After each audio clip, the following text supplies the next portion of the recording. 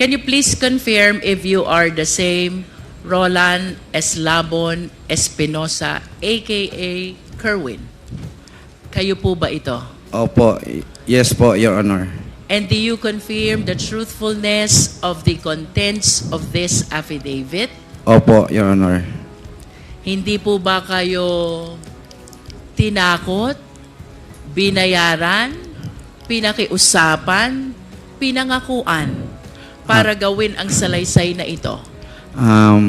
Wala pong nangyari na ganyan, kundi ako mismo nagpatulong sa abogado ko na magpunta dito sa mga congressman para nagbaka sakali ako na makamit na ang mga nabiktima ng EJK sa nakaraang administrasyon. Kerwin, kanina, while you were delivering your opening statement, I observed that you were crying. Umiiyak ka. Can you please enlighten us why? Kasi sa panahon na nandoon ako sa AIDG na nakaburol ang papa ko, humiling ako sa mga pulis doon na sana pagbigyan nila ako na makauwi.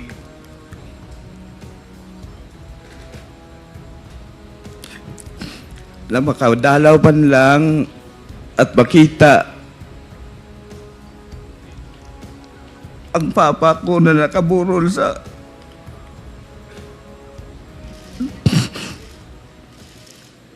Kerwin, of course, you believe that your father, the late Mayor Espinosa, is a victim of rooting. Is this your position, Kerwin? Yes.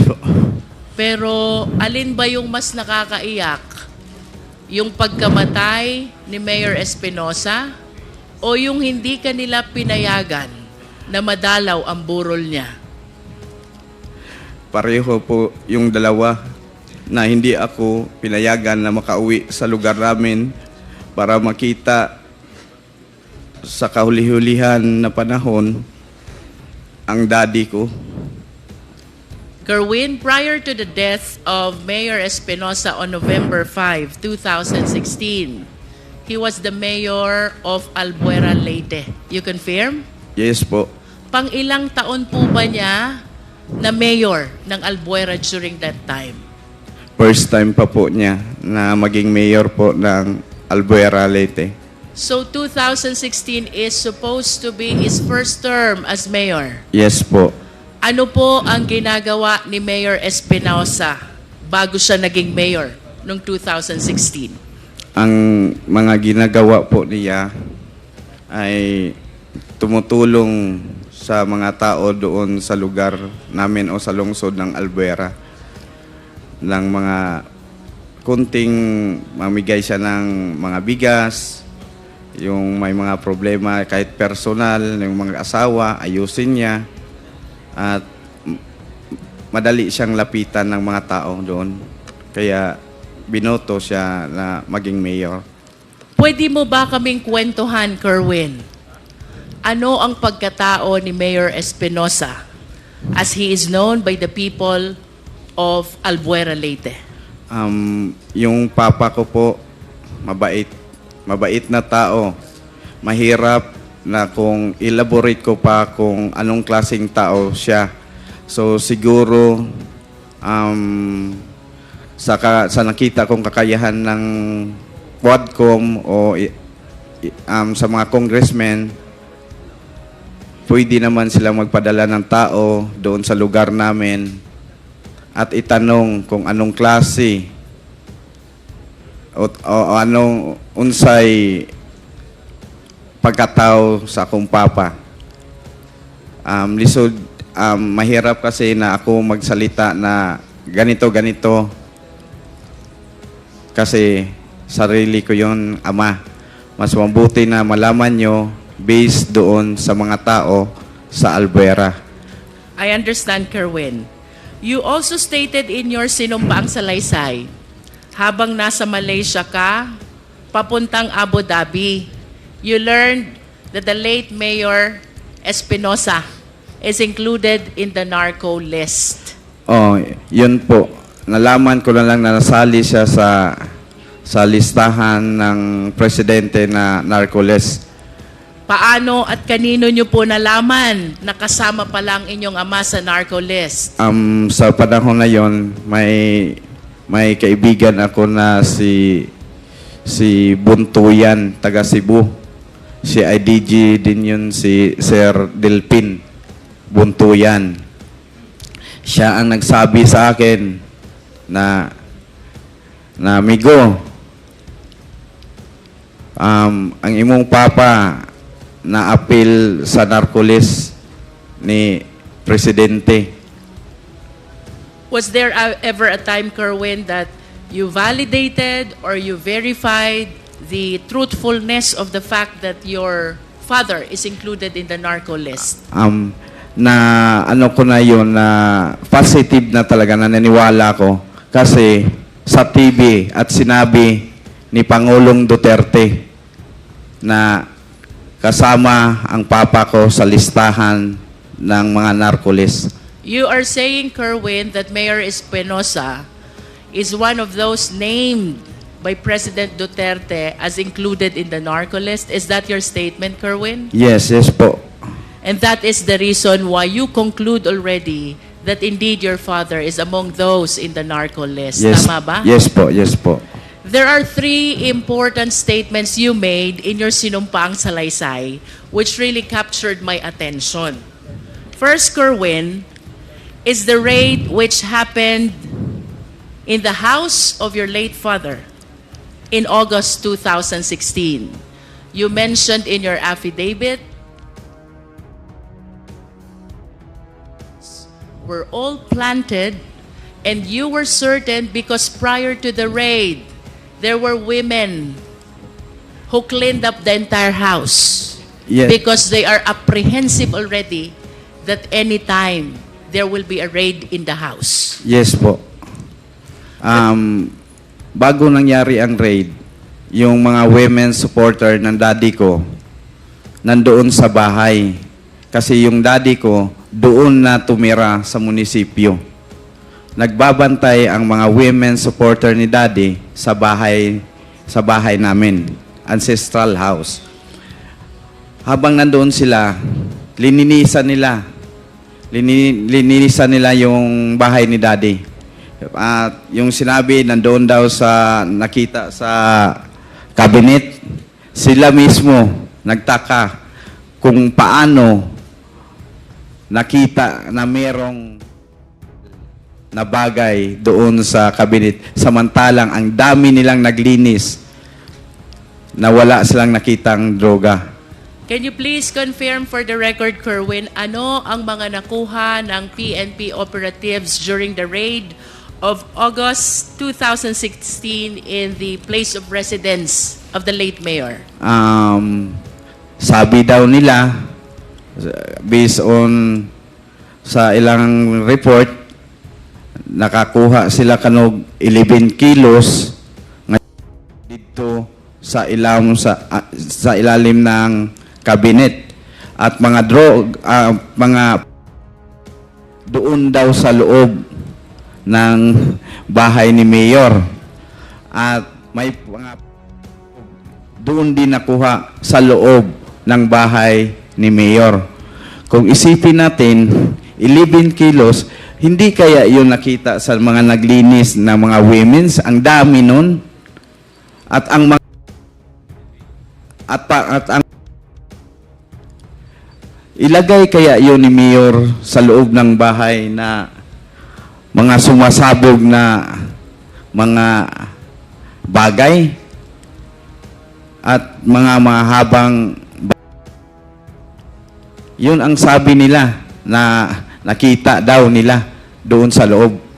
Pero walang kahit isa na taga-Albuera na maniwala sa kanila sa report nila na may nakuha doon. Kasi ang nagbantay sa bahay ni Mayor, yung ancestral house namin, nasa 70 ka mga babae nandoon sa bahay. Binantayan talaga ang bahay namin. Inano sila ni Joby na magkaroon ng raid, kaya tumakbo na sila. Natakot. So you deny, Kerwin, the legitimacy of the raid or the operation that was conducted by the police operatives on August 2016? Opo. And can you please state for the record, sino po ba ang namuno? Sino po ang team leader ng naganap na raid sa inyong tahanan nung nasabing petsa? Si Mr. Joby Espinido po. Can you please state his full name? Police Colonel Joby Espinido. Mr. Chair, may we know if we have Colonel Espinido here? To the information of the Honorable Luistro, he sent us a letter of excuse in today's hearing. Thank you, Mr. Chair. For the satisfaction of the Filipino people, just to make sure that Kerwin is aware of the identity of the one he is naming as Colonel Jovi Espinido, may we request the Secretariat to flash a picture, and let's hear from Kerwin if he will be able to identify who this person is. Yes po. Secretariat, please.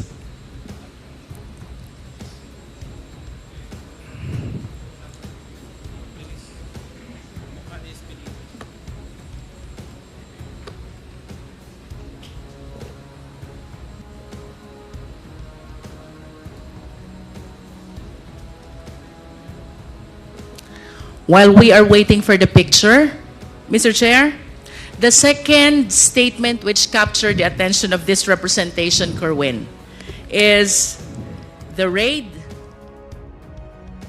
of Mayor Espinosa on November 5, 2016, which happened in Baybay, Leyte. You confirm this? Yes po, sa loob ng provincial jail ng Baybay, Leyte. But of course, you have to understand as well that similar to the raid that happened in your house, this incident, raid against Mayor Espinosa, happened while you were in Abu Dhabi. Tama ba yun? Opo, wala po ako dito sa bansa. In Nasa other bakasyon words, ako. you are relying only to your sources with regards to this story surrounding the raid of Mayor Espinosa in Baybay, Leyte. Yes po. And can you please enlighten us, for the satisfaction of the public who are watching us, Kerwin, because you went a long way for us to be able to hear these explosives of yours. For a period of 7 years, naniniwala ang buong sambayan ng Pilipino sa naging testimonya mo sa Senate noon. Now you are completely overturning all your statements. And we owe it to the Filipino people to explain and share what really happened according to your source during the raid and of Mayor Espinosa on November 5, 2016 in Baybay, Leyte.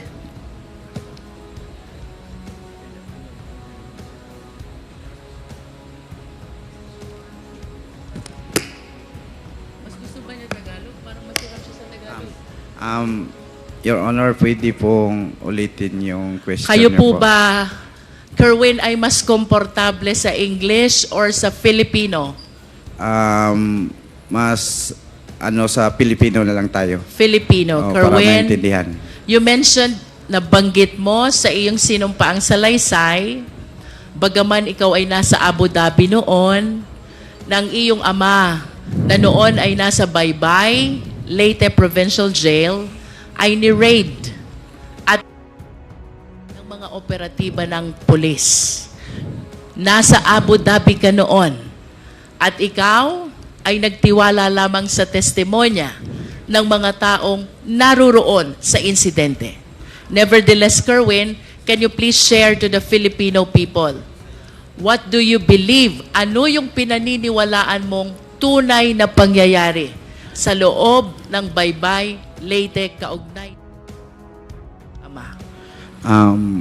naniwala ako doon sa mga nakapiit sa loob. Kasi sila ang nakakita at kitang-kita nila sa dalawang mata at narinig nila ang mga putukan. Kitang-kita nila from the very beginning, pagpasok sa selda ng aking ama. Kerwin, kung nakikilala mo itong mga taong tinukoy ng iyong mga source, maari mo bang banggitin sino itong mga polis na pumasok sa selda ng iyong ama? Sa sinabi ng aking source, ang pumasok doon si Leo Laraga. Leo Laraga, siya talaga ang sa buhay ng papa ko. Leo Laraga. Laraga. Can you please check if Leo Laraga is inside this hearing venue? Narito po ba siya? With the indulgence of, Mr. Chairman, with the indulgence of Congressman Luistro, Police Captain that time, Leo Laraga is not present now in today's hearing, but for sure we will invite him in the next hearing. Thank you, Mr. Chair. Thank you. Bukod kay Leo Laraga, sino pa ang nalalaman mong kasama nitong mga nag-raid at nag-operate ng ama?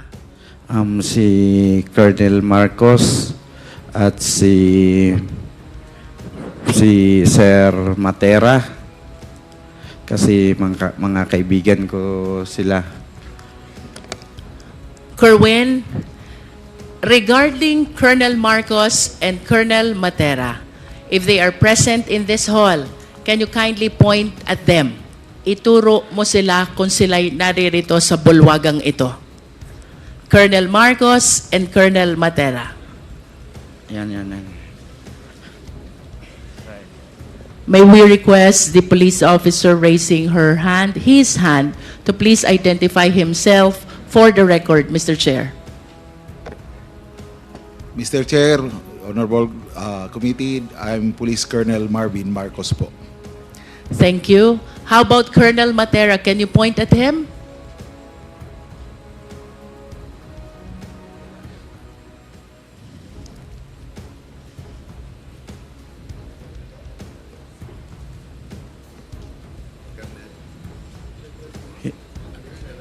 Hindi, wala dito. Hindi ko nakita. It's okay, Kerwin, if Colonel Matera is not present in the hall. Okay lang yon. Po. I am certain that the Quad will be inviting him as well. Kerwin, bukod sa mga nabanggit mong pangalan, meron ka pa bang kayang tukuyin na kasamang pumasok, nag-grade, ayon sa'yo, at sa mga sources mo kay Mayor Espinosa? Ang sinabi sa akin, yung talaga sa papa ko, na kasi humihingi ng ng papa ko, nagsasalita siya na, wag po sir, wag po nyo. Who were present? Sinong nakasaksi dun sa sinasabi mo? Ama. Mga detainee po. Can you please name these detainees who were able to witness that incident?